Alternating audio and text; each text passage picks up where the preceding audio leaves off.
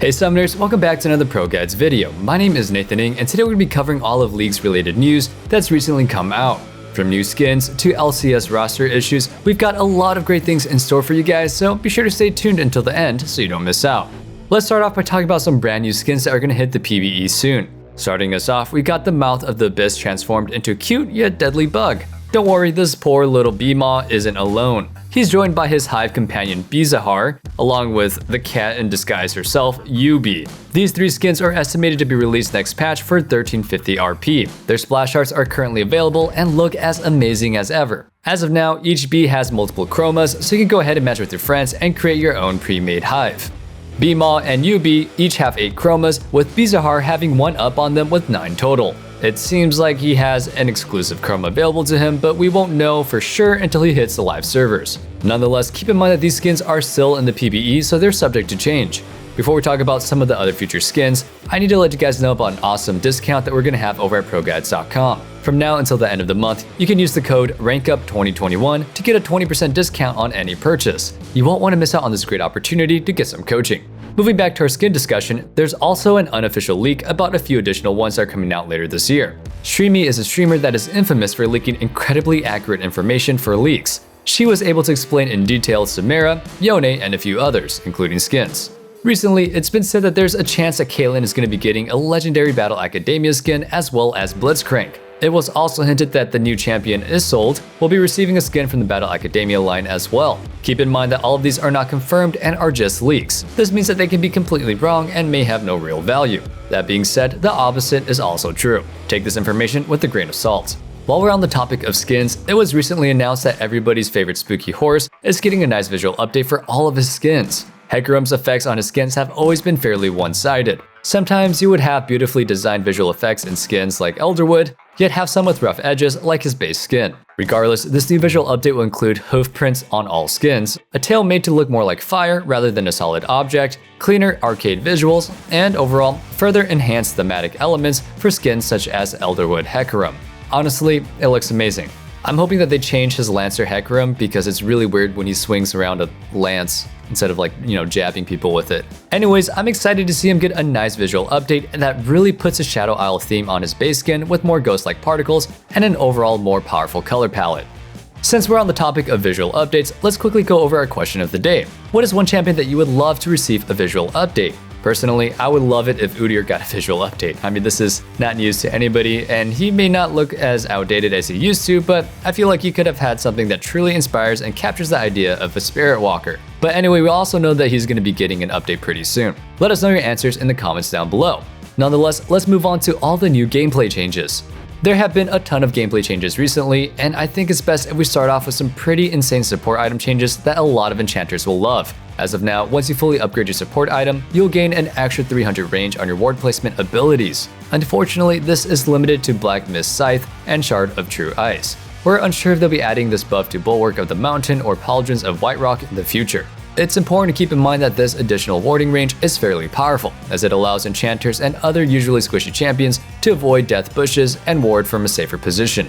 Overall, if these changes make it through the live servers, keep an eye out on all the new tricks that you'll be able to pull off with additional range.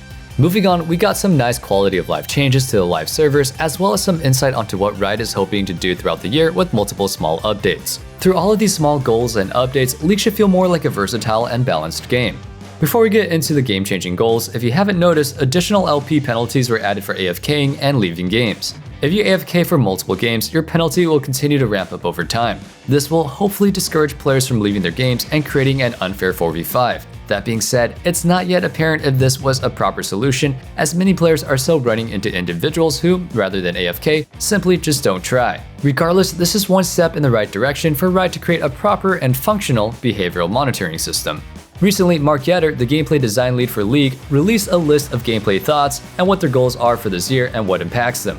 This includes how they intend to approach things such as item spikes, rune power, and overall champion satisfaction. As these are simply just gameplay thoughts, Riot may prioritize certain categories over others, or even pick up new ones entirely. Regardless, it's just nice to get some insight on what developers are thinking of. Let's start off by looking at the older champions that need love goal. This category is one that many players, specifically loyal one-tricks, can attest to. At times, there are champions who simply don't fit the state of the game and feel slow, even when their win rates and overall power tend to be decent. This tends to include champs like Jinx, Rammus, Udyr, and some would even say Caitlyn, which is ironic because Jinx, Rammus, and Udyr are all really fast champions. The reason they feel slow though is that they tend to lack proper skill expression that can be found within champions like Riven or Lee Sin. Sometimes their kit feels outdated altogether when compared to newer champions. A great example is by looking at the difference between Nasus's basic lifesteal passive and Samara's melee damage and style ranking passive. Within this area, Riot is hoping to strengthen the identity and thematics of many champions, as well as trying to find ways to make them more enjoyable and skillful. This would be a great change that we can hopefully see later on into the season. Being able to show off your mastery in a champion not only feels good, but should feel like it makes you even more powerful.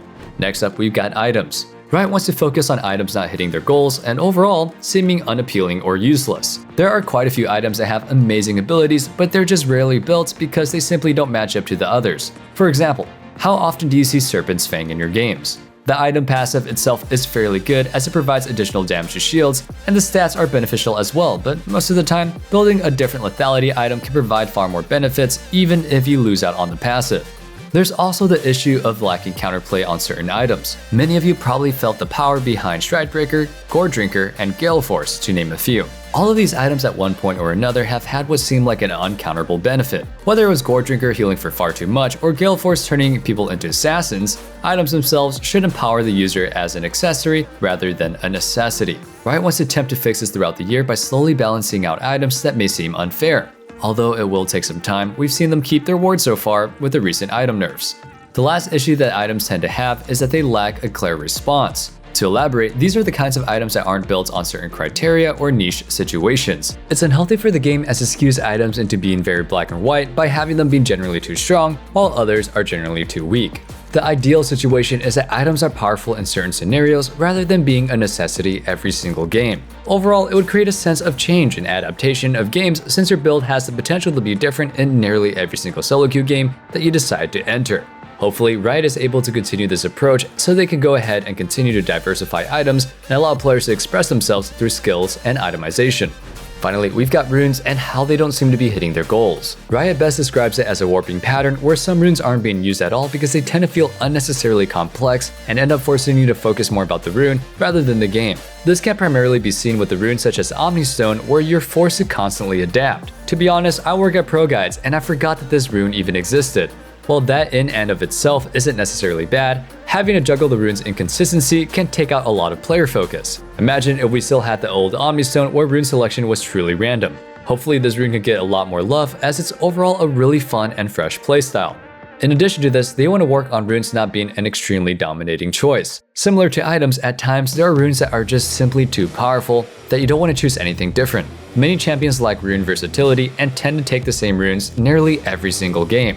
A great example of this is the old power of Conqueror. It was simply stronger than every other rune, which in turn made them all seem useless. At its peak strength, even assassins and mages were taking Conqueror every single game rather than Electrocute, Dark Harvest, Summon Aerie, or Arcane Comet.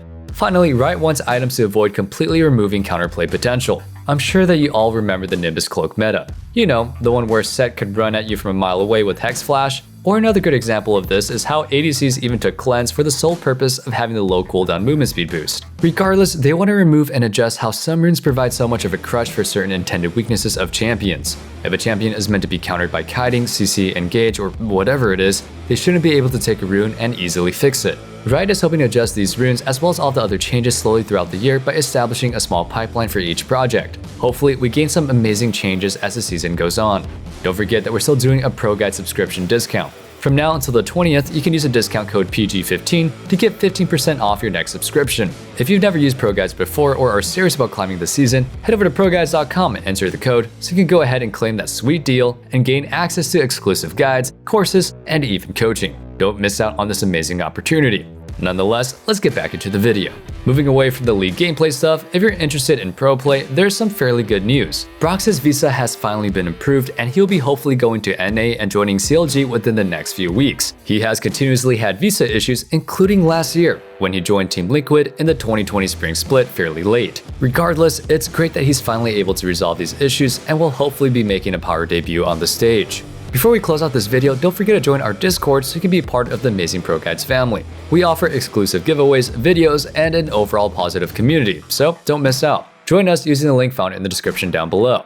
Thank you guys so much for watching. We hope you enjoyed our weekly recap and got to learn a lot from the new information. Be sure to hit that subscribe button so you can go ahead and stay up to date with our new uploads about news, patches, tier lists, and in-depth guides. We'll see you guys in the next video, and until then, as always, stay safe, stay healthy, and have a wonderful day.